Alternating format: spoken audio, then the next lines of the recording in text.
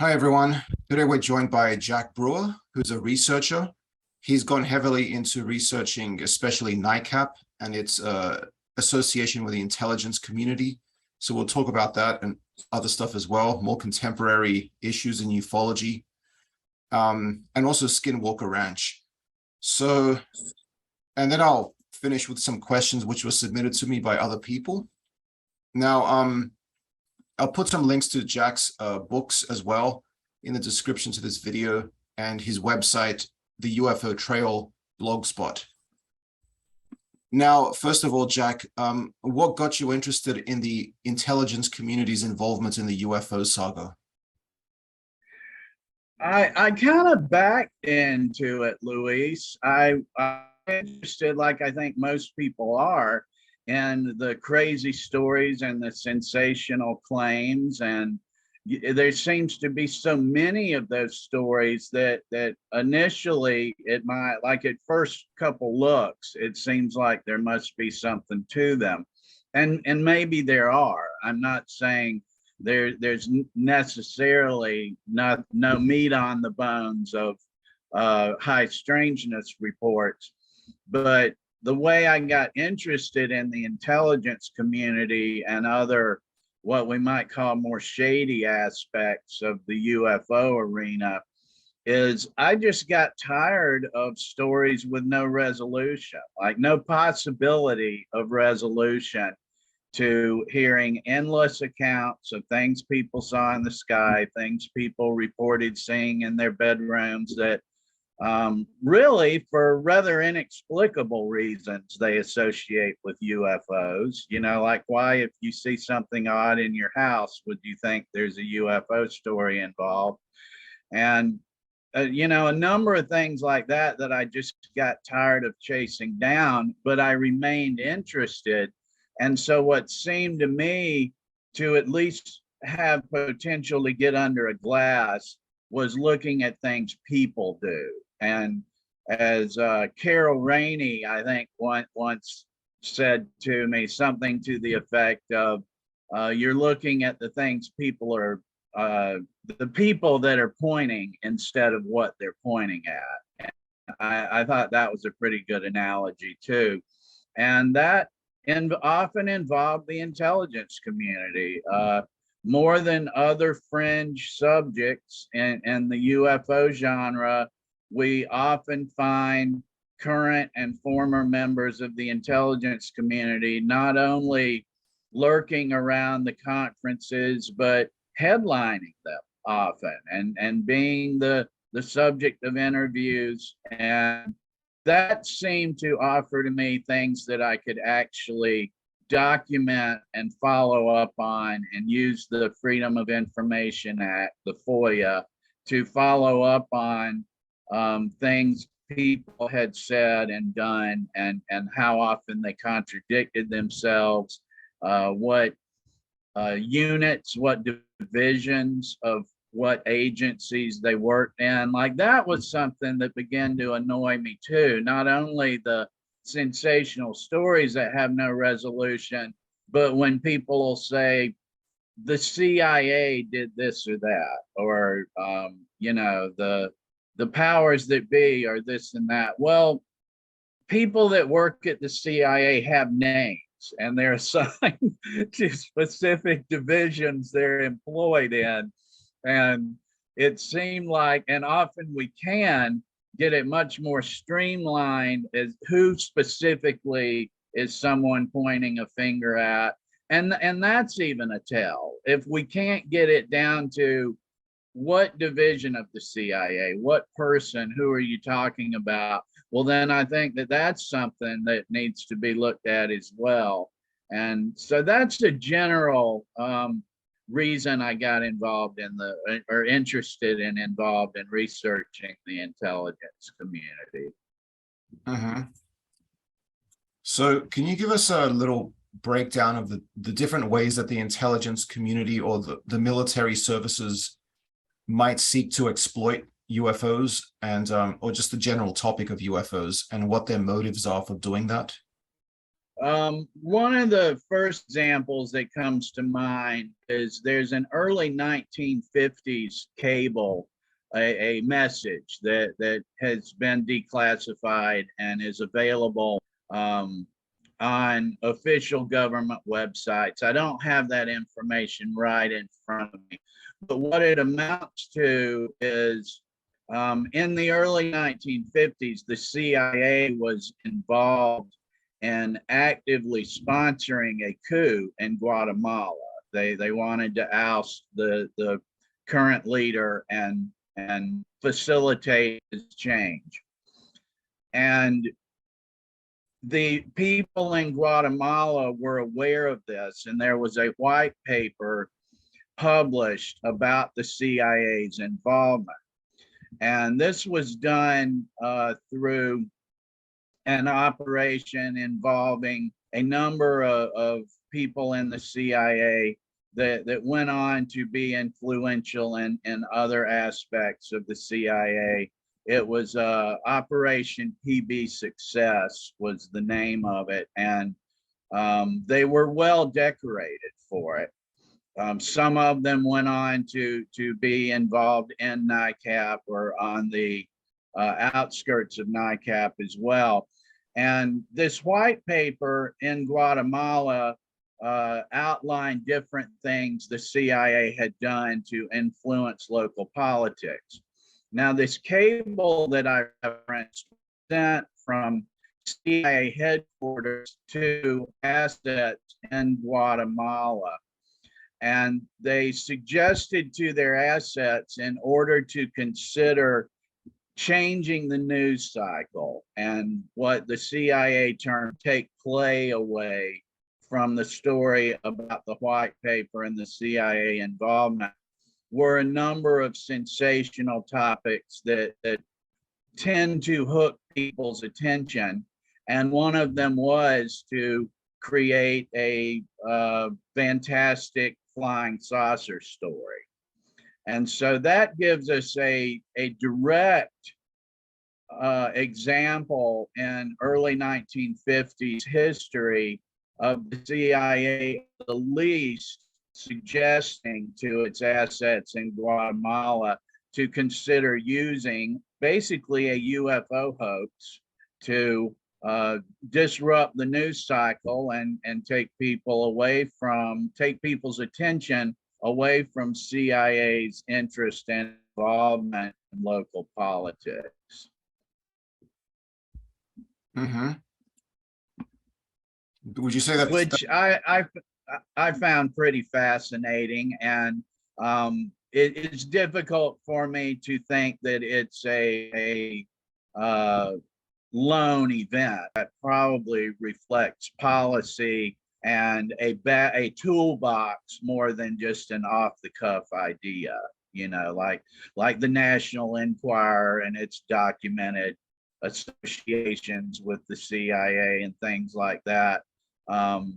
I think too, it's probably really common with exotic classified aircraft to just give a shoulder shrug and say, we have no idea what that was. And if people want to run with fantastic stories, they can. I think that's largely what happened with what became known as the ghost rockets phenomena in 1946, 1947. From what I can tell, and from reading the work of James Carey on ghost rockets, it doesn't seem the intelligence community really associated it with aliens or non-human beings or otherworldly craft. That seemed to largely be the work of writers and reporters with a willingness to go with stories that perhaps were more interesting than just saying, Swiss intelligence won't comment on the so-called ghost rockets. So you're saying that maybe there was something more strategic to it than just a ad hoc decision? So maybe UFOs are used as... I do think so. I know a lot of people are more into the idea of some kind of mass psychological experiment or deception operation. I don't particularly agree with that, especially unless we see more evidence of it. There was a time I thought that that might be possible, and it kind of stands to reason that some of these fantastic stories might be aimed at influencing the public. But I've come to think that it's more likely that public opinion is more like collateral damage, and the architects of these projects just don't really give a damn what you and me think is going on. And they're targeting other specific um, rulers of other nations, times to confuse the issue about how advanced is American technology. And it's by no means, necessarily limited to Americans doing it. There's no rule that says the Chinese or anybody else can't float crazy stories too. But I think there's a lot of reasons. I think that another thing it could serve strategically is when you have a fantastic UFO story and there's particular people that seem unusually interested in it to an inordinate extent about what kind of aircraft might be flying around a specific military base.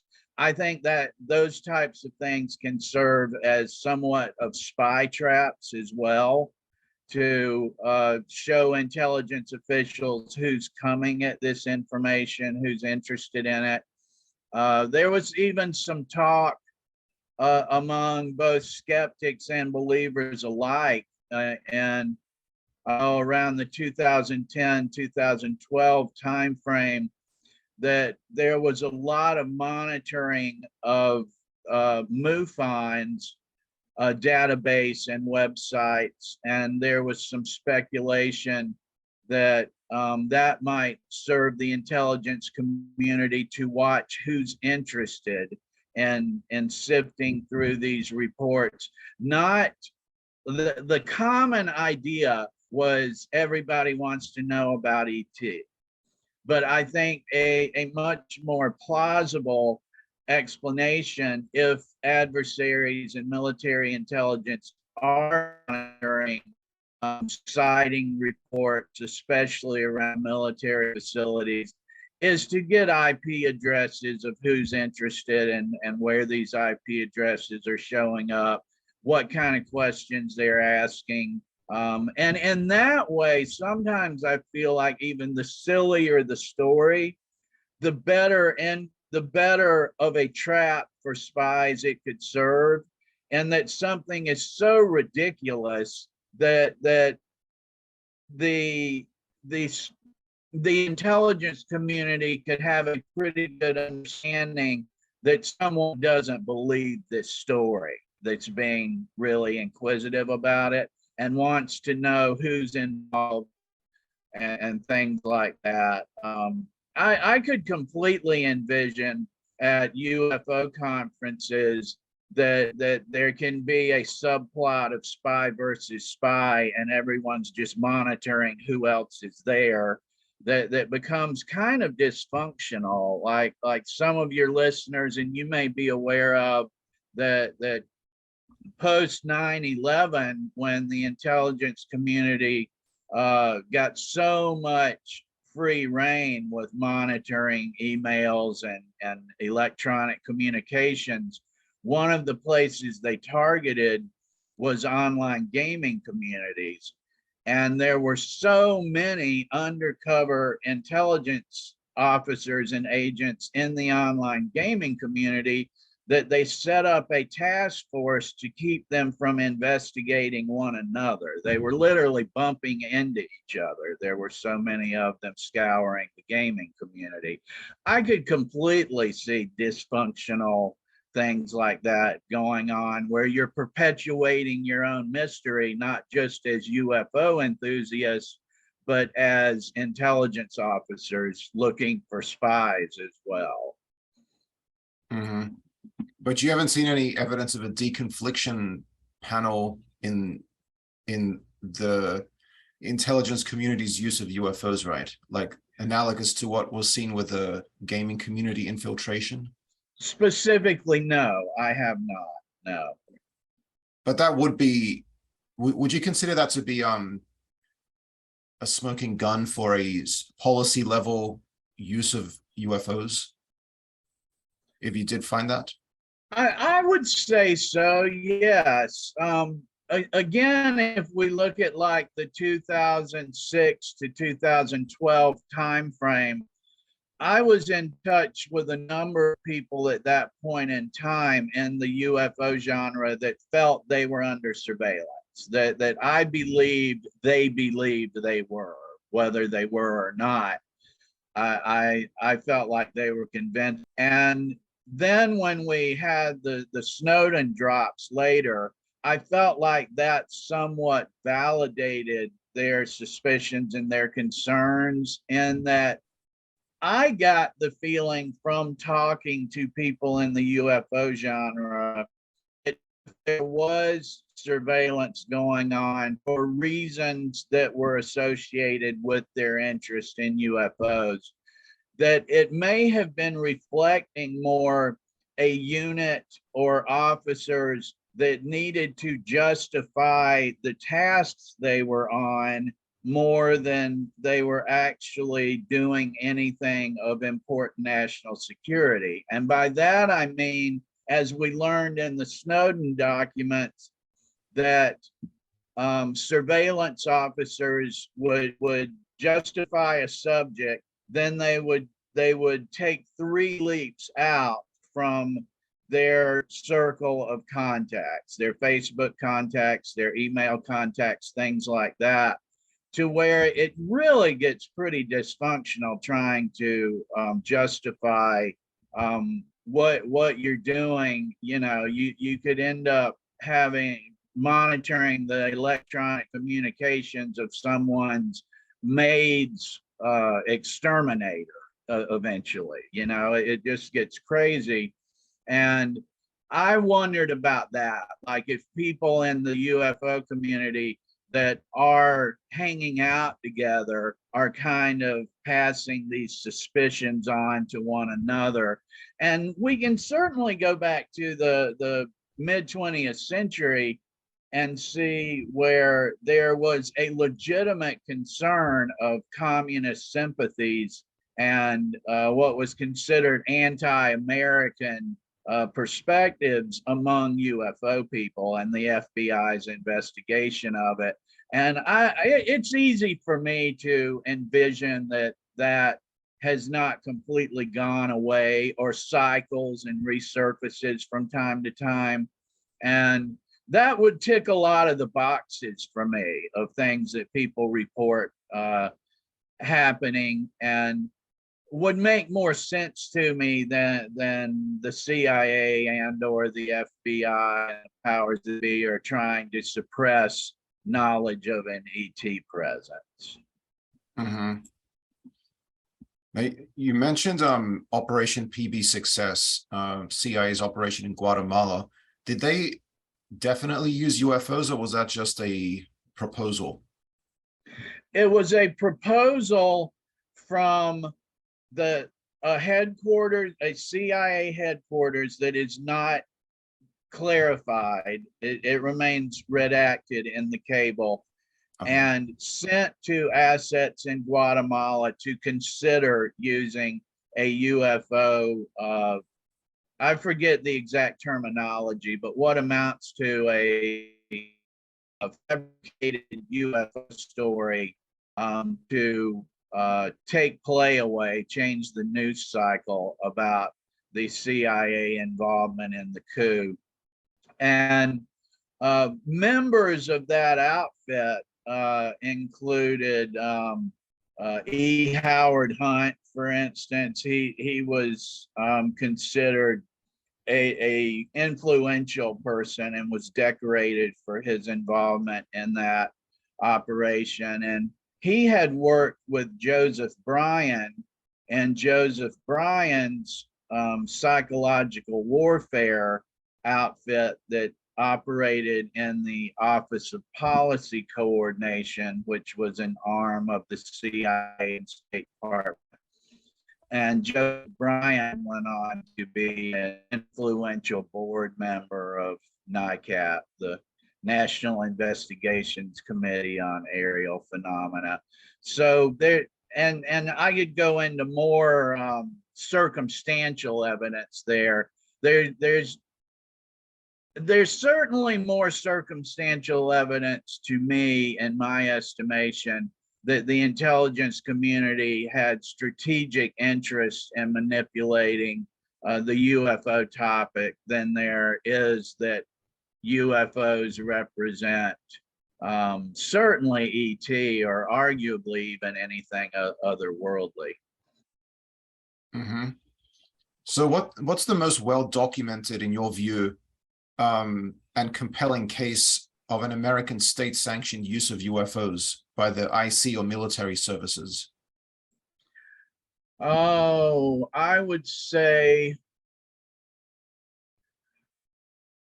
the Paul Benowitz affair is a go-to story. It seems pretty difficult to get around the U.S. Air Force being complicit in that. Some people argue that Richard Doty acted on his own, but even were that the case, it's really difficult to see how the Air Force wasn't at least okay with what Doty was doing, considering the extent that Benowitz did get involved with interacting with Air Force officials and on Air Force bases. And Linda Moulton Howe was apparently manipulated by Doty and Air Force officials. Another one is the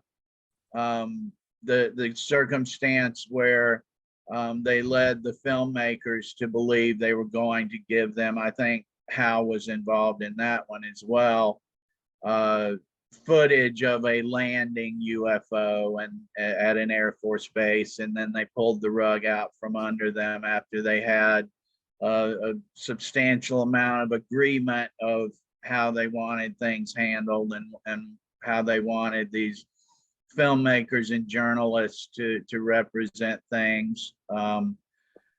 Bill Moore comes to mind. That's certainly on the outskirts of the Doty story, but he claims that he went into an overt agreement with intelligence operatives and officers to present things the way they told him to present them in exchange for information and access coming later that he apparently, according to his version of the story, became convinced wasn't ever coming and decided to inform the UFO community that he felt he had been used and exploited. Those are some that initially come to mind. Mm-hmm. And you alluded to the ghost rockets and James Carrion's work on that. But what do you make of his thesis about the Army counterintelligence and the Roswell story? Like, do you think he's going too far in that, espousing the theory that flying saucers were a way to ensnare Soviet spies, or do you think that's on the mark? I think there's some feasibility there. I think, especially if we compare Carrion's ideas to more fantastic explanations about aliens and cover-ups of crashed saucers, I think that his ideas certainly warrant more research and closer scrutiny. I would be surprised if saucers have not been used in some capacity to try to snare spies. Another story is one that Nick Redfern has worked on. David Clark, that's now in the news, has worked on as well. And that's, I think, again, early 1950s. I think it was 1952, a case in Spitzenbergen of a supposedly crashed saucer that was taken in by the Americans. And we can find in a communication later with the State Department where it's housed on the NSA website, where someone had put the case in brackets and written plant outside of it. So we can kind of presume that was an NSA or State Department employee at some point that made that notation. So I think it would almost be naive not to think that saucers have been used in some capacity to try to ensnare spies. I think Carry On does reasonably establish that the ghost rockets were believed to be a deception operation by analysts at that point in time. One of those analysts went on to figure later in the fringes of NICAP as well.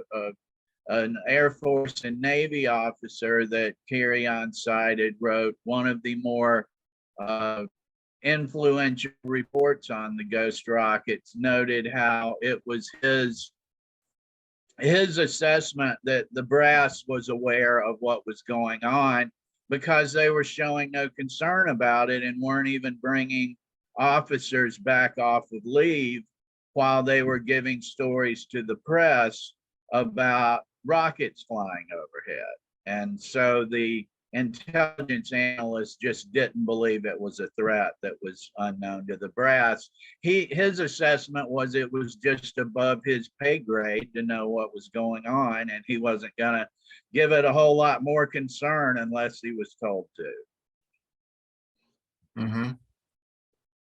So to what extent do you personally think that such involvement by the IC community is morally legitimate, even when it does involve deception?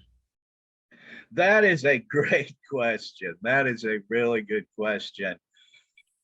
I've come to have more empathy with them than I once did. My work on the Freedom of Information Act has caused me to have a little more empathy about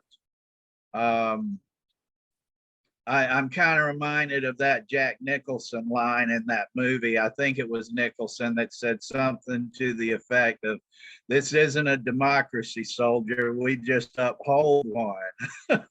Yeah. And there's a really good argument to be made that it's insane and dysfunctional in the first place. To have all of this intelligence, counterintelligence, spy versus spy from Mad Magazine type of crazy shenanigans going on. Yet there's also an argument to be made that was kind of the focus of Apocalypse Now, or one of the focuses of that film, that given the scenario, once the colonel is in that scenario, there's a certain argument that can be made for the madness that ensues. And I really don't have an answer to that. It kind of has to be looked at and argued on a case-by-case basis. I mean, we could even look at things like MK Ultra and Sidney Gottlieb, and he could present his arguments in reasonable manners that perhaps we were looking madness in the eye and listening to it make its case, that almost made sense for how dosing people with lethal drugs without their knowledge and consent was a scientific inquiry in the matter of national security. And to even state that sounds just completely insane. I mean, I would not want to make that argument. Yet again, when we look at the apocalypse now mentality of, but once you're in Vietnam and you're in that situation, and given all of the circumstances you're in, can an argument be made for being the best at war that you possibly can be? And it's difficult to come to terms with those arguments. Yeah. So you've written about Project Palladium and the electronic countermeasures. Somebody wrote, remind me who it was. Somebody wrote a paper or a critique called EW plus CIA equals UFO. Who was that? That was Dr. Leon Davidson way back in, I think about, again, seeing a pattern here, about 1950, 1952, that he blamed UFO reports on CIA's covert operations, and specifically electronic countermeasures that were jamming up radar. And I actually have a substantial FOIA request on that that's been pending for years, that I sent to the CIA and the NSA and the Department of Defense, and hopefully something eventually will come out of that. But yeah, Dr. Leon Davidson had an interest in electronic countermeasures, and in more recent years, they've done some good work over at the War Zone, Tyler Rogaway and his crew, on pointing out how it's no longer just radar that can be spoofed, and that they can show false paints, phantom aircraft that can move at any speed the operator wants to make it look like they're moving at, any size, height, distance. But that in more recent years, it seems that the powers that be have learned how to do that across multiple platforms, and throw those signals between drones and operators on ships and aircraft, and even underwater, and make multiple sensors get bad readings. And very advanced stuff seems to have, and I would not doubt in the least, has evolved out of the 1950, 1960, 1970 operations. I think a lot of people don't take into account how much misreading those instruments could affect witness accounts later. If I was operating those instruments or in an aircraft and see my instruments giving me data about an amazing aircraft in my vicinity, I could envision ways that I could inadvertently think I even saw the craft, that I physically got eyes on it, especially for 2 or 3, 4 seconds, as is reported in some circumstances. I'm just throwing that out there as a feasible theory, along with a number of others, of what some of these pilots and Navy shipmen could be reporting.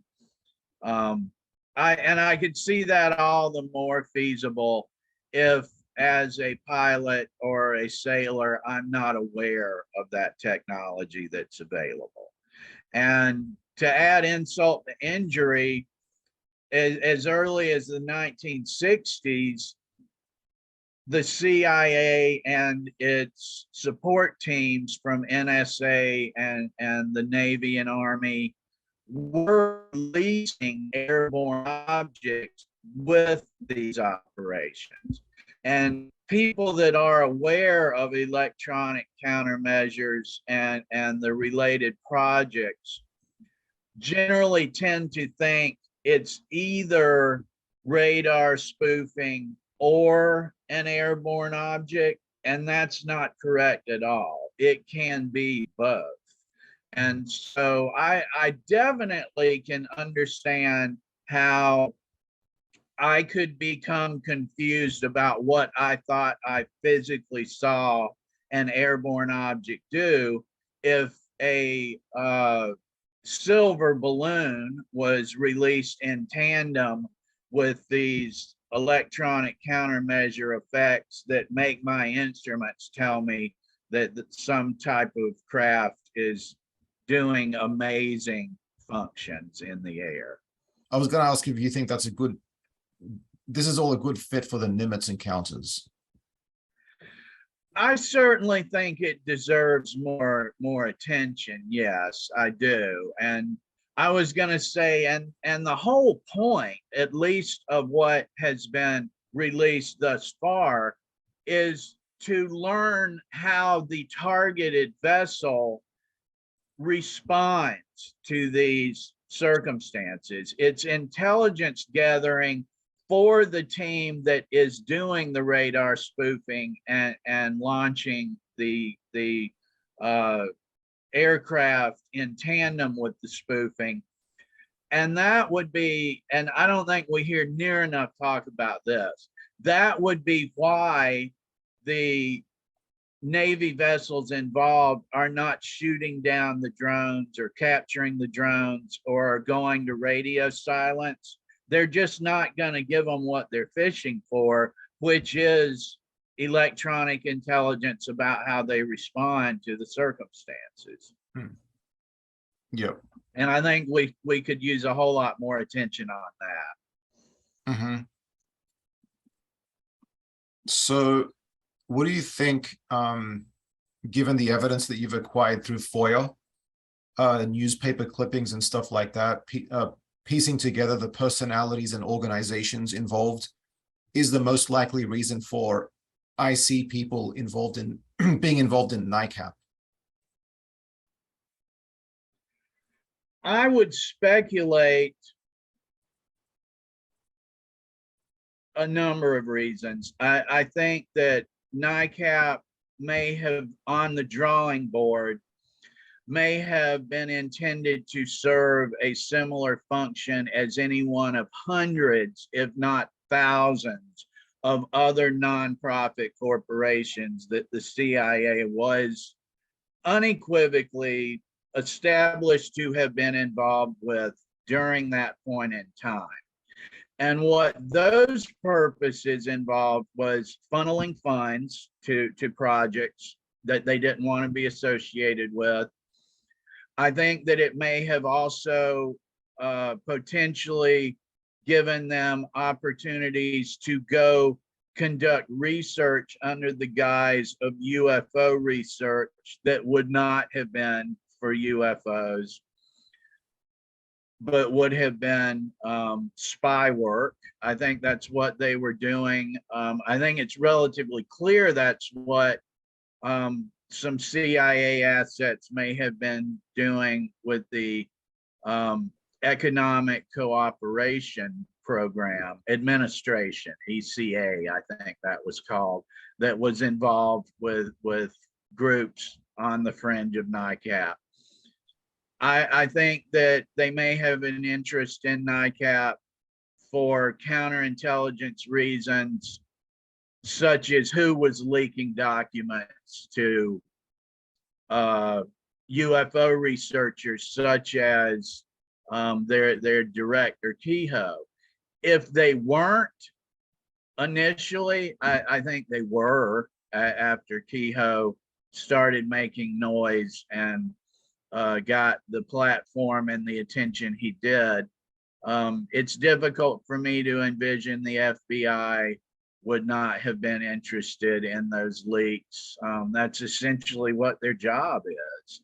And that just kind of dumbfounds me, Luis, that there are people involved in this community that don't see it from that point of view. And like when they hear about leaks that are coming out and these files got dumped, these documents got dumped, somebody said that There's a behind closed doors hearing with Congress, and they've given the information to a UFO blogger or filmmaker or whatever to publish. I find it frustrating, for lack of a better term, that more people in the community don't view that as it is the FBI's job to find out what the hell these people are talking about.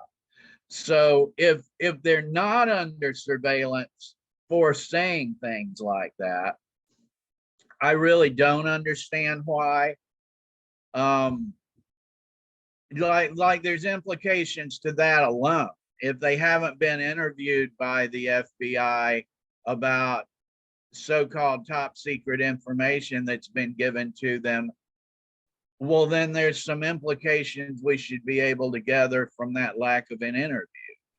And I think, and one of the things that interested me in NICAP is there are a lot of correlations with what we're seeing in the last 5 years, like since 2017 with today's UFO subculture. But I think those are some of the reasons that the CIA may have launched NICAP and may have kept a finger on its pulse for many years. I essentially, I don't think that the UFO community was exempt from infiltration and manipulation, like virtually every other aspect of research and life and money channels was during the 1950s, 1960s. Mm-hmm. So you sort of alluded to my next question, which was the whether you see overlaps between the CIA's involvement with NICAP and the current involvement of former intelligence people in organizations like TTSA, Robert Bigelow's NIDS, and other civilian UFO groups studying UFOs or the paranormal. Yes, I do. And again, I would say that it frustrates me when I see researchers and interested community that's understandably interested in this that fail to see any problematic aspects of a story in which the going narrative is typically that these CIA officers and consultants, CIA consultants, Defense Intelligence Agency officers were interested in these stories because it's supposedly a matter of national security that dogmen are walking upright, for example. And that's not hyperbole over the top. That's the story we have been given. That is the story. Yeah. I find it frustrating that people take that without more critical considerations around it. Mm-hmm. And that if I'm to believe these DIA officers and CI officers are that credulous, then that in itself should launch some kind of investigation about how easily they're manipulated and what, if anything, sensitive material do they have access to that could be compromised.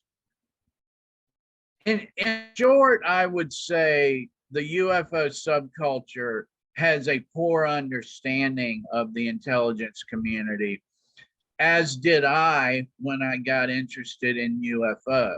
And I kind of averted from military involvement and intelligence involvement because I didn't like the implications. It seemed to devalue the high strangeness and the mystery of it, and I didn't like that. And eventually I felt motivated to do some introspection and take a look at why I don't like that. And that led to more review of how the intelligence community worked and what was going on, as we discussed a bit at the beginning. And my opinion ended up completely flopping, Luis, that for a while I thought the military and the intelligence community was a subtopic of UFOs. And I've come completely 180 degrees to think UFOs are a subtopic of the intelligence community. And as I suggested, we're just kind of collateral damage. They don't give a damn what MUFON's doing about UFOs, only to the extent it serves them, or that they can manipulate it and weaponize it or use it for intelligence gathering or counterintelligence purposes to some extent, is what I've come to think. Does that mean there is nothing new under the sun? Of course not.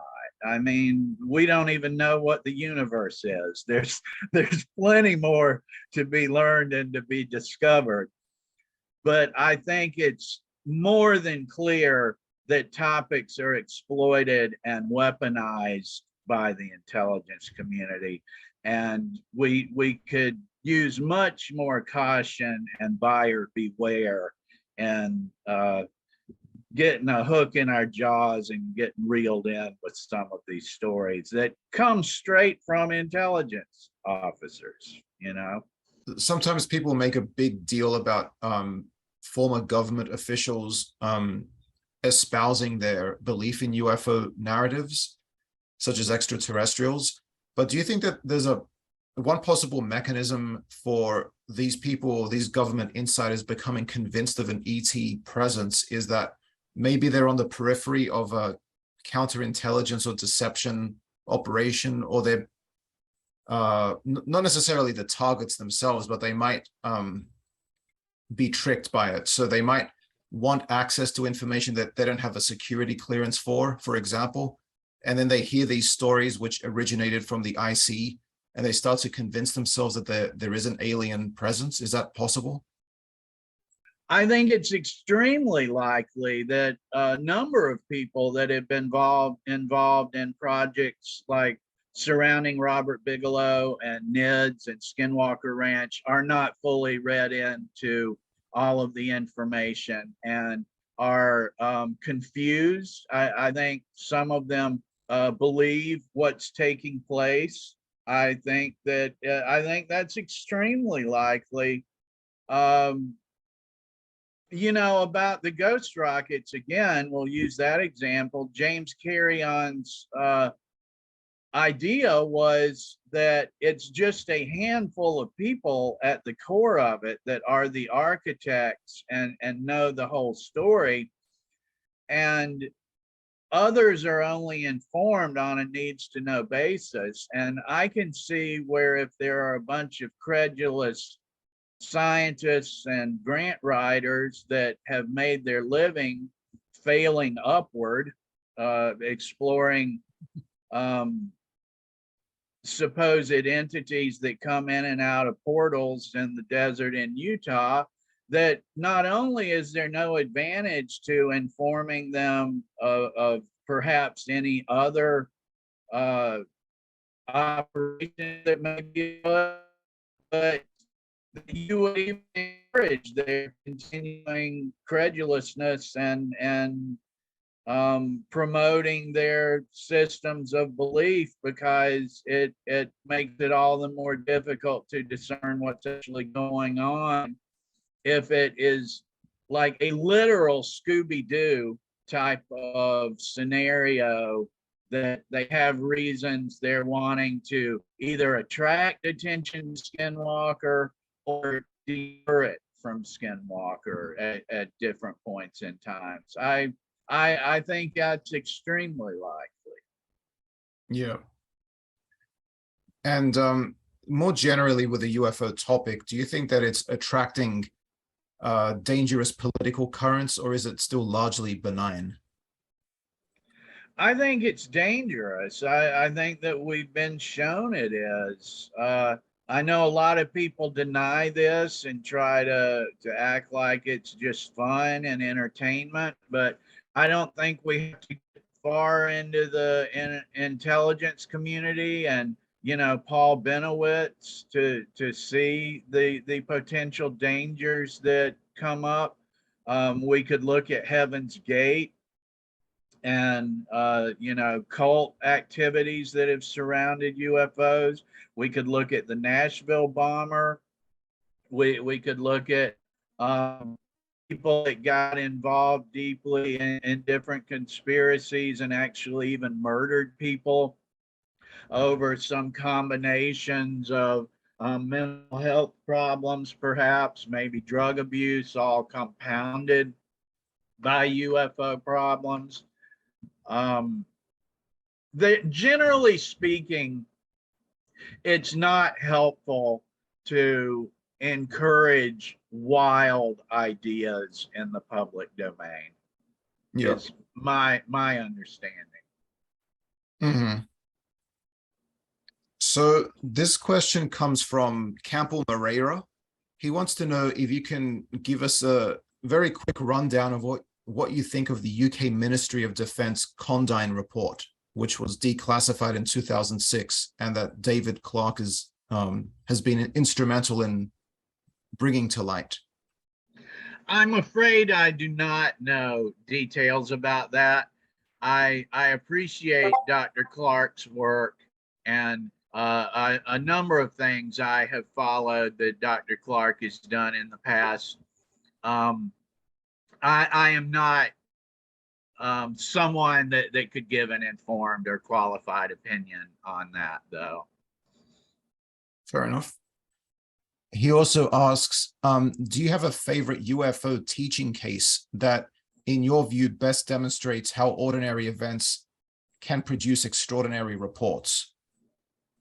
That's a great question.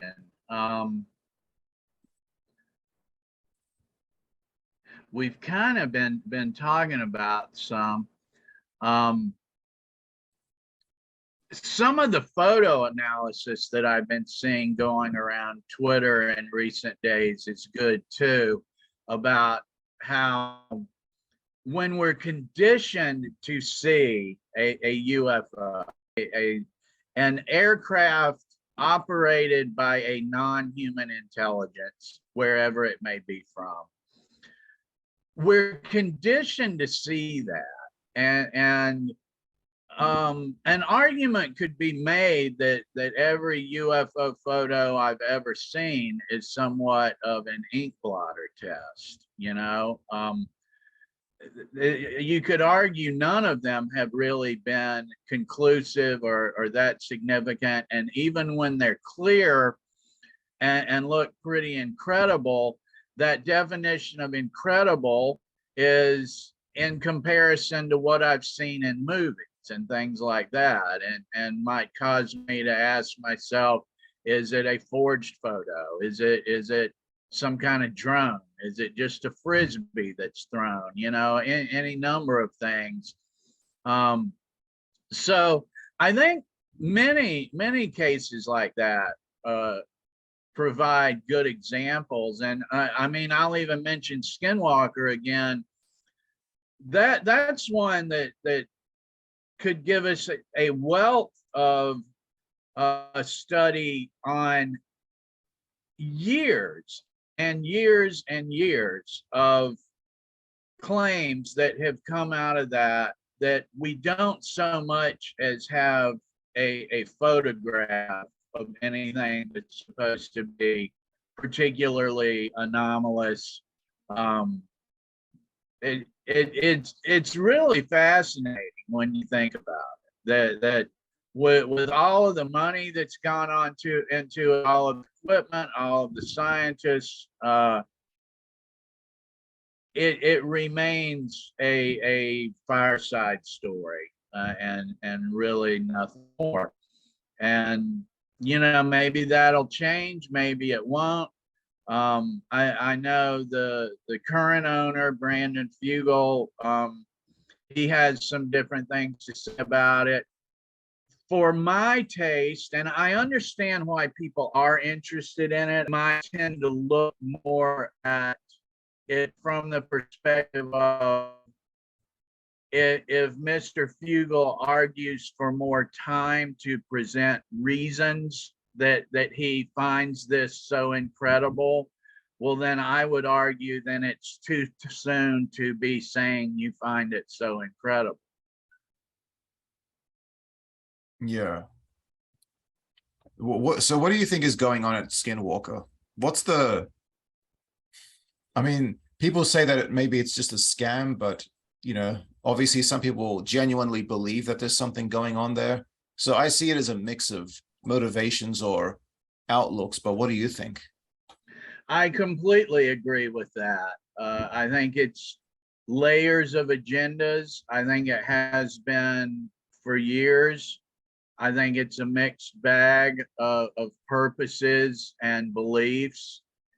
And when it's difficult to discern motive, I end up thinking that I don't have to identify why people do things they do or say things they do.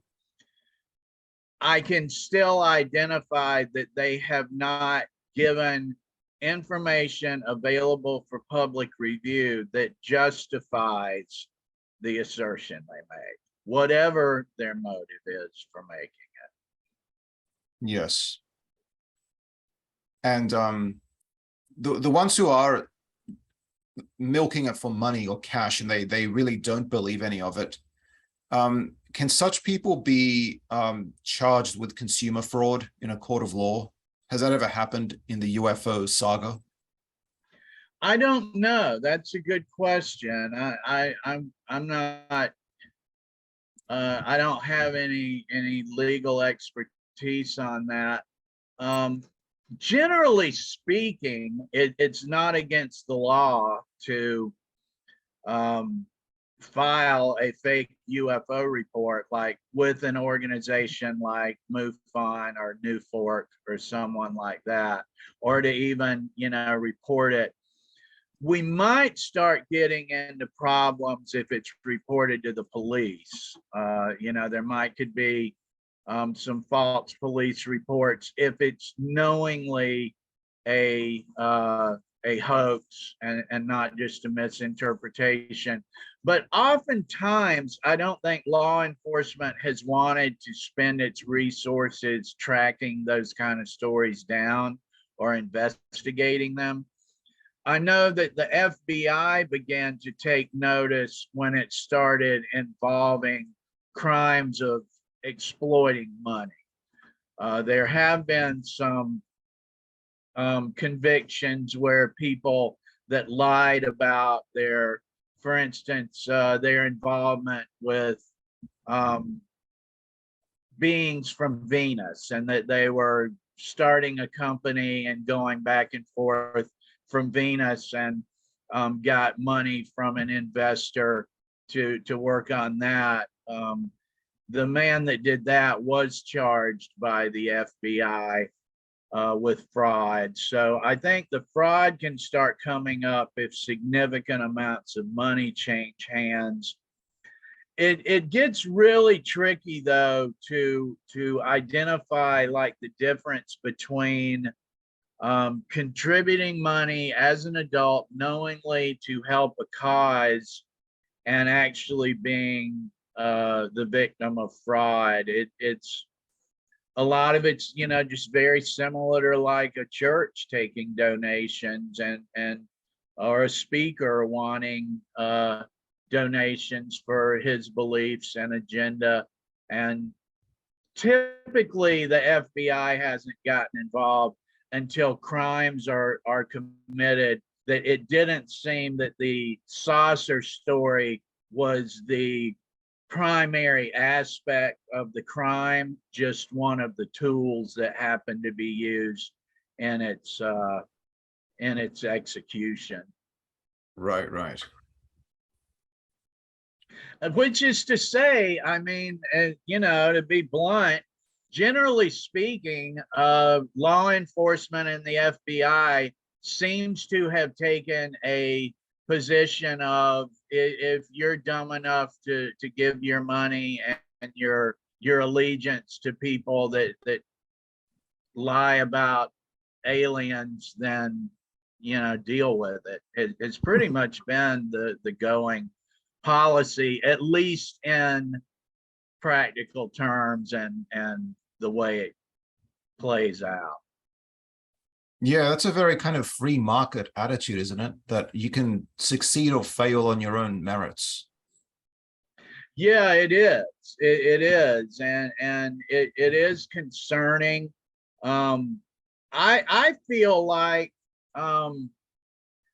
there could have been more dissenting voices during the 1980s and 1990s around these topics.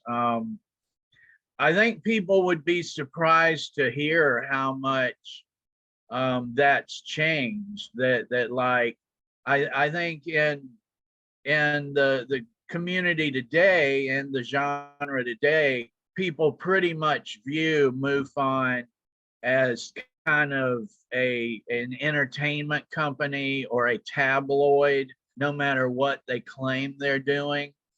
Whereas that wasn't the case for a long time. They used a mission statement about conducting scientific study, and there were certain beliefs associated with these groups that they had some credibility and that they could be relied upon. And in more recent years, like when To the Stars tried to come with the people with credentials, it was much more difficult. Even as much traction as To the Stars got, I think it was much more difficult for them to get free reign without some dissenting voices, even as much as they got, than it would have been 10, 20, 30 years ago. Yes. Now, that sort of leads on to the next question, which is about your book, The Grays Have Been Framed, Exploitation in the UFO Community. So in that book, you talk about not just intelligence community and MK Ultra and that sort of stuff, but also civilian groups and so-called investigators who have done questionable things, especially involving hypnotherapy or what do you call it? Hypnotic regression Yeah. therapy that they're doing. But what are some of the ways that people calling for government disclosure are themselves engaging in behaviors and breaches of ethics that are inconsistent with an ethos of openness and transparency? And what do you think that tells us about their motivations? Well, I think that they're much more activists than they are advocates of disclosure or even truth. You know, they're not advocating for discovery. They're activists with an agenda, and I think that what it shows us is that they'll suppress information that contradicts their agendas while promoting information, true or not, that supports those agendas. And some of the things I see doing this, Leslie Kane comes to mind initially. She's notorious among people that bother to learn about it for cherry picking things that she'll put in her book and in her statements and omitting those that have been given to her that contradict her preferred agendas. She won't interview people that have information that contradicts a government cover-up, for instance, and she'll heavily feature just subjective statements by people that tell her that there's an oppression of UFO information. I would say the same with George Knapp, in that his reporting of Skinwalker Ranch and To the Stars and Bob Lazar is easily criticized from a professional journalism point of view, as far as fraternizing with the subjects of his investigations and reports, promoting their agendas, acting as a mouthpiece. I understand there's some people listening to this that would say the criticisms that I'm voicing are because Kane and Knapp are committed to outing the UFO truth. And my argument with that would be, that's not what journalists do, especially when they can't establish this UFO truth, but are only advocating certain points of view. They're like what we're talking about here is the definition of propaganda, literally. I mean, that's what we're talking about here. And that takes us again into questions of motive and why and what's the point. And I would once again point out about that, while I don't know exactly why some of these people do it, Knapp, Kane, countless bloggers that sprung up after 2017, people that Luis Elizondo would give props to and promote their YouTube channels and their blogs, that seem to be part of this public relations campaign to promote this one perspective and agenda. While I don't know why they did this, I can identify they have not published evidence available for public review that establishes the things they claim in all of this propaganda. They don't establish this non-human presence. They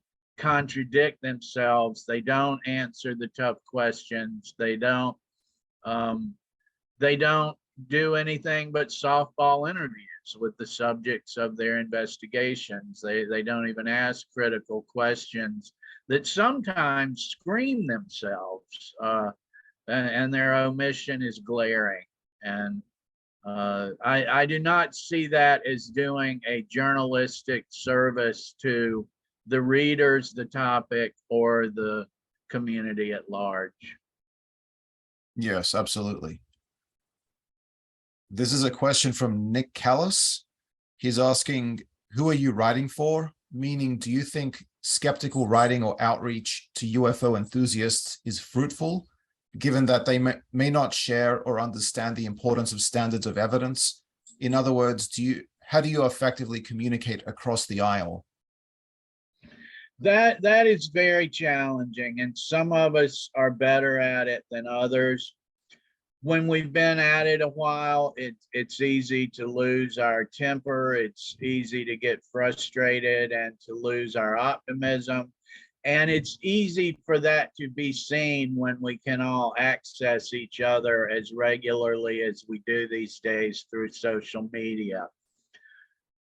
I write to a number of different voices. In my books, I've had different people in mind that I felt like I was explaining things to, that work for me, that will give me the voice I'm looking for reasonable people that want to know, that I don't have to argue with, that I don't have to really sway one way or another, that are actually looking for objective truth and recognize professional standards of evidence and how those standards are used, and can recognize other ways that people avert from those standards of evidence and don't respect them and craft their stories and their writing around the aversion from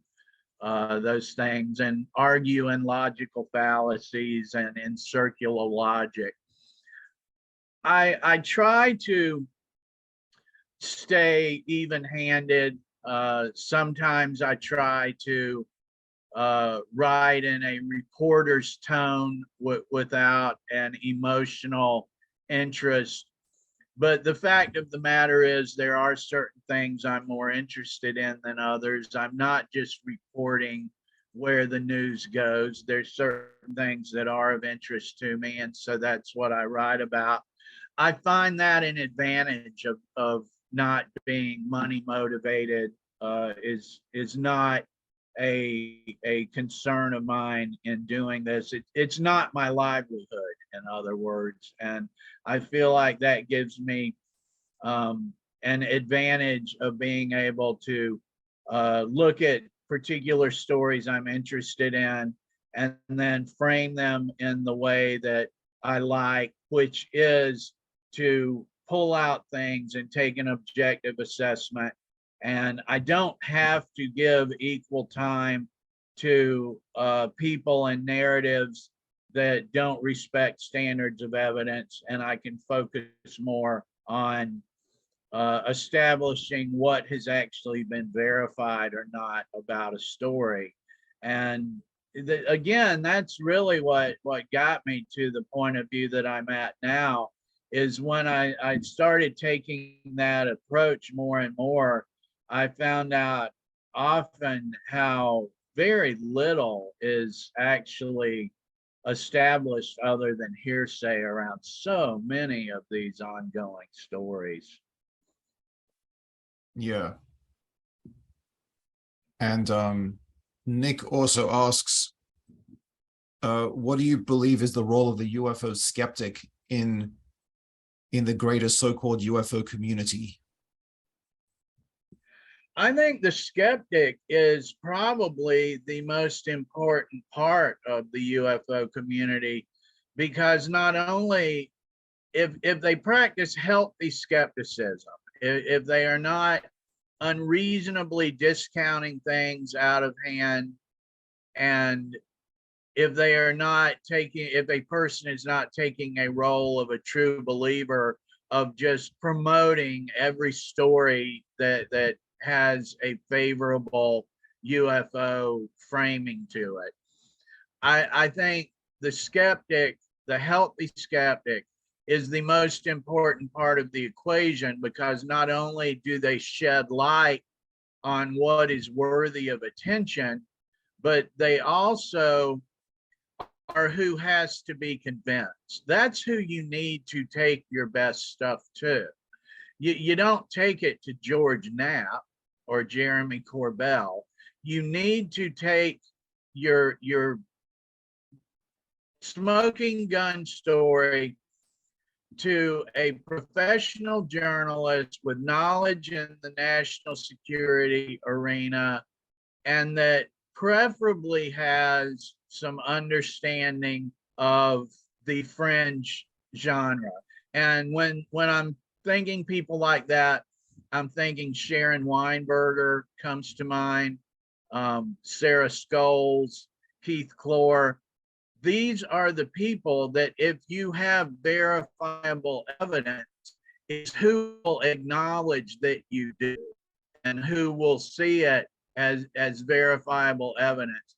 The people that sort out fantastic stories about mind control weapons, Havana syndrome, and fantastic stories about UFOs buzzing Navy ships, that sort the hearsay from what can you verify. Do I really have a story here that I can take to the New York Times desk, the Wired desk, NBC News, Yahoo? Those are the people that need your story. And if you're coming with hearsay and crap, that's the people that recognize it and say, this isn't going to pass a professional editor. Although, to be fair, the New York Times did maybe gaff with its coverage via Leslie Kane, right? They certainly did. Yes, they absolutely did. And I think there's a number of questions yet to be answered about that, about why journalistic standards weren't applied more rigorously to some of that. And it still hasn't been retracted. Some of it that's been shown to just be incorrect with that 2017 story. Yes. Matthew Riot asks, I'll just read you his message. If I were going to ask Jack a question, it would be for the purpose of highlighting how good of an actual human he is. Jack is still the only author I've met in ufology that offers a free PDF copy of his books to anyone who can't afford it during the economic crash. What was the final straw on the camel's back that made him make that decision? As an author, his livelihood are his words, knowledge, and research. What was the triggering event to make that choice? It is. Thank you, Matthew. I sincerely appreciate that. I value that assessment. Thank you. It's more what kept me from doing it as long as I did. And the reason I haven't just made my writing in PDFs that are free from the outset is that I don't want to devalue people that do this for a living. And there has been some problems with that we could go back several years now. And, websites like Huffington Post opened up free blogs to people that had areas of expertise that were willing to blog. And that causes some problems to reporters that do this for a living, that write for a living, report for a living, got educated how to do it, have bills to pay, and deserve to be respected and appreciated for their levels of expertise and professionalism. So it was more, I held out longer than I did on offering my stuff free, to kind of respect people that need to sell their product and need to get commission to write stories and not just open a Google blog and spend months doing a deep dive on a topic and working on it almost as recreation, the way I have had somewhat of a luxury to do by just being interested in the topic. And so again, thank you.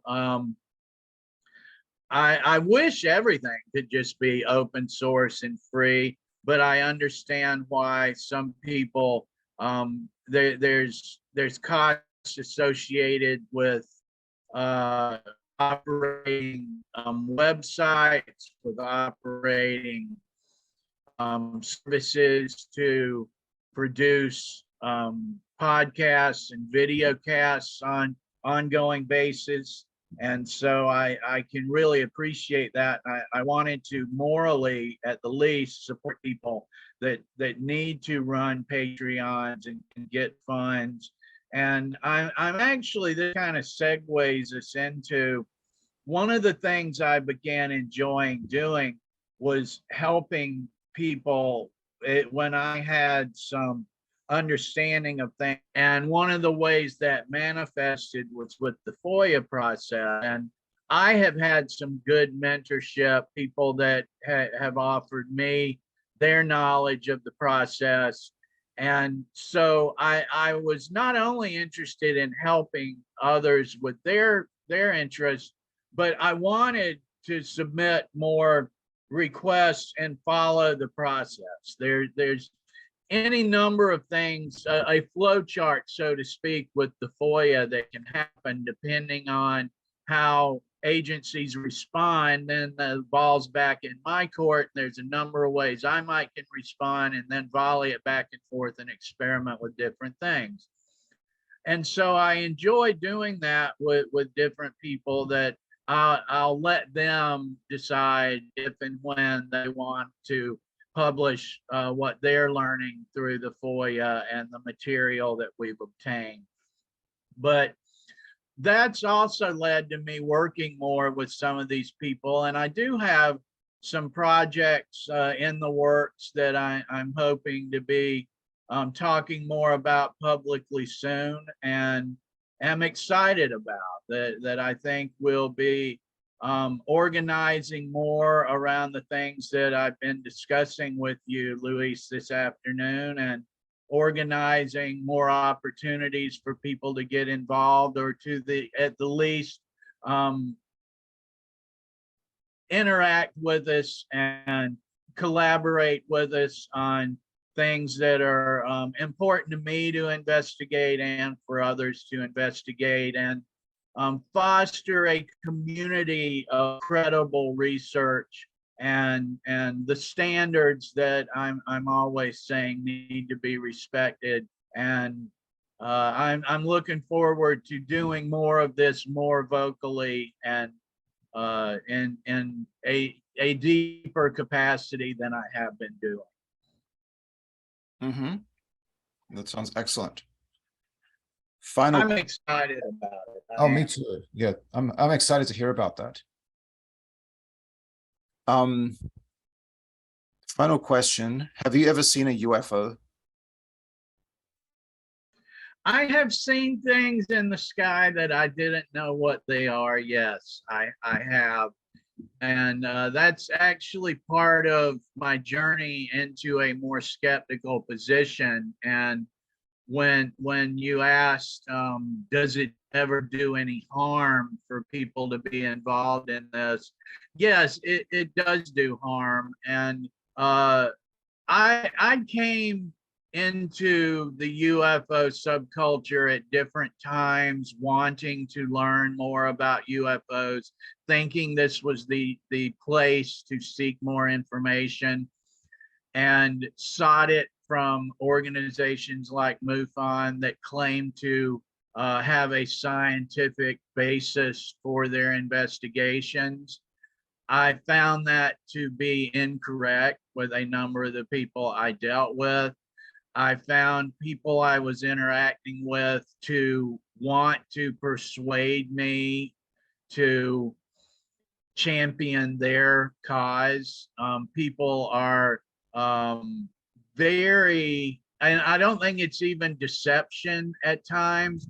I think it's just sometimes they're very excited, they're very enthusiastic about what they believe to be true, and almost like religious zealots that are conducting missionary work, they see it as another soul saved to bring you into their camp, whatever it may be. And I saw that happen to a lot of people. One is more than we should, but over several years of attending live regional meetings, conferences, watching message boards in the UFO community, I would repeatedly see people come in that are somewhat nervous, somewhat inhibited, and initially their story is, I don't know, it may have been something, it was a long time ago. It may have been something, it was a long time ago. And over a few weeks or months, and being conditioned by the crowd, becomes a full-blown alien abductee with sensational, miraculous stories that they are sure of. And I've witnessed it happening. It is an indoctrination into this culture. And the people that do it sometimes believe they're helping the person get out of their denial. The people it happens to sometimes believe that they're remembering things that they had forgotten.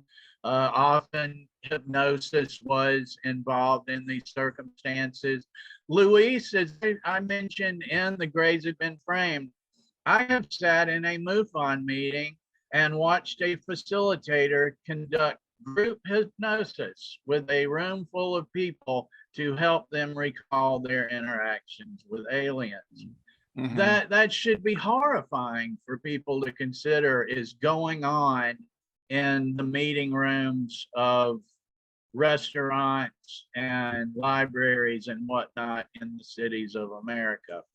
Yes, I have seen an unidentified object in the sky. I don't know what it was.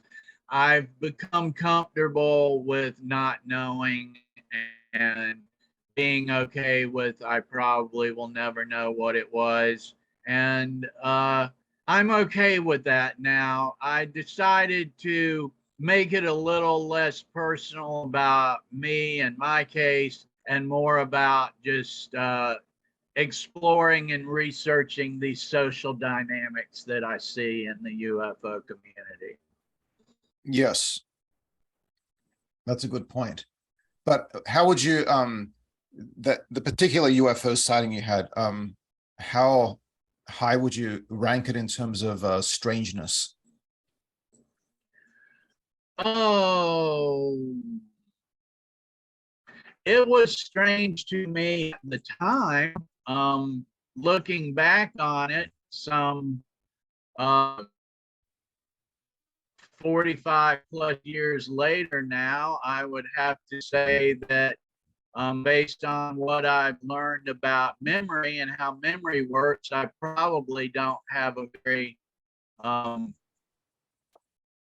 very reliable recollection of what took place even anymore.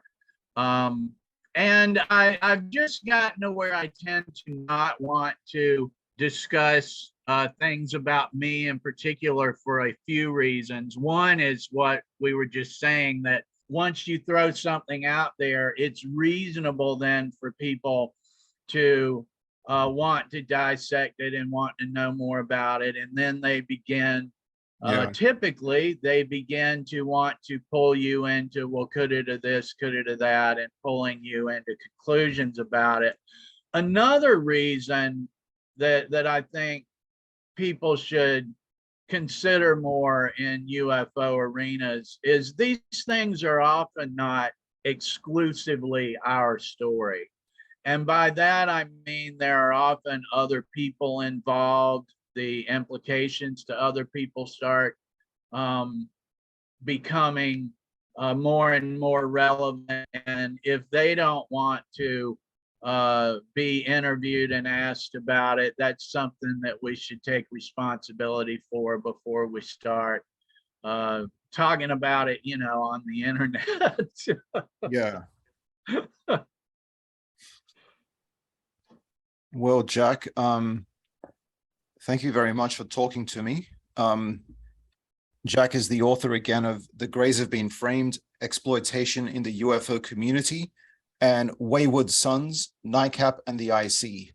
I'll put some links to these books so you can purchase them. I'll also put a link to your website, Jack, which is the UFO Trail blogspot. But anyway, thanks for talking to me. I hope we can continue this conversation sometime soon. Yes, absolutely. Thank you for reaching out, and I really appreciate you having me. Thank you, Luis. Thank you, Jack.